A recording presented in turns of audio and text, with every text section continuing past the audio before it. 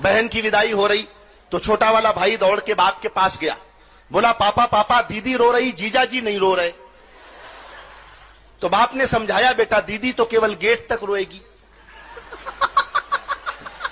जीजा जी को तो जिंदगी भर रोना ही है। शादी के बाद प्यार रहता है या नहीं रहता कोई गारंटी नहीं है। हमारे एक मित्र चमन लाल, उनकी पत्नी को रहता है बस इसी बात का मलाल कि जब भी वो किसी कार्यक्रम या समारोह में जाते हैं तो पत्नी को साथ नहीं लेकर जाते हैं। अच्छा, इसकी पूछी वजह तो बोले दिमाग मत चाटो सुबह सुबह, अरे आप ही हमारी पत्नी को समझाइए, दिल्ली में कानून बना है 15 साल पुराने वाहन सड़कों पर मत लाइए। जाती है प्यार के बाद। तो एक आदमी ने भगवान से कहा, भगवान आप एक आशीर्वाद दे दो, मेरी मेमोरी डिलीट कर दो। तो भगवान ने उस आदमी की सारी मेमोरी डिलीट कर दी। फिर इससे पूछा भगवान ने, बेटा अब भी कुछ याद है क्या? वो बोला साहब केवल बीवी का नाम याद है। तो भगवान बोले यार पूरा सिस्टम फॉर्मेट कर दिया लेकिन वायरस फिर भी नहीं गया। मैंने शोध किया और शोध करके एक ऐसा विभाग ढूंढ के निकाला जिसमें दावे के साथ कह सकता हूं आपने कभी किसी महिला को काम करते नहीं देखा होगा। उसमें तकनीकी समस्या है, उसमें कभी कोई महिला काम कर ही नहीं सकती। उस विभाग का नाम है दमकल विभाग, फायर ब्रिगेड, क्योंकि महिलाओं का काम आग बुझाना नहीं है।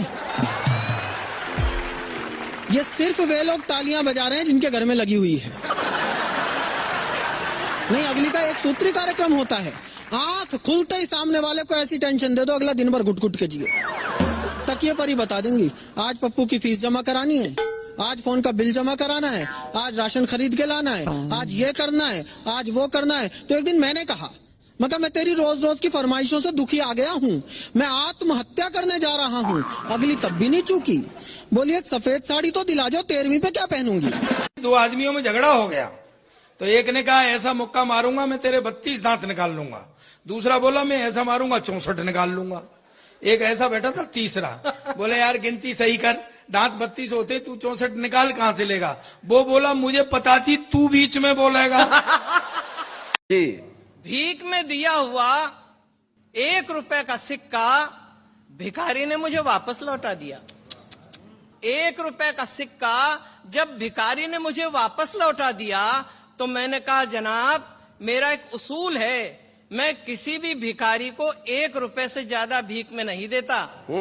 भिखारी बोला हुजूर मेरा भी एक उसूल है, मैं किसी भिखारी से भीख नहीं लेता। एक दिन मुझे कह रही थी कि तुम कल रात को मुझको सपनों में गालियां दे रहे थे। अच्छा, मैंने कहा नहीं ये तुम्हारी गलत फहमी है। बोले कैसे गलत फहमी? और भी लोगों ने सुना।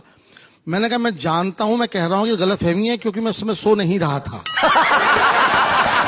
वो एक आदमी तो एक नाई की दुकान पे गया, नाई की दुकान पे जाके बोला कितनी देर लगेगी? नाई बोला जी अभी तो 3 घंटे और लगेंगे। दूसरे दिन वो फिर दुकान पे गया, फिर बोला कितनी देर लगेगी? नाई बोला जी 2 घंटे लगेंगे। वो रोज जाता उसकी दुकान पे। तो एक दिन नाई ने नौकर से पूछा यार ये आदमी रोज आता है, न तो शेविंग करवाता है न कटिंग करवाता है, केवल टाइम पूछ के चला जाता है, इसके पीछे जा आखिर ये जाता कहाँ है? तो नौकर पीछे गया, आधे घंटे बाद वापिस आया।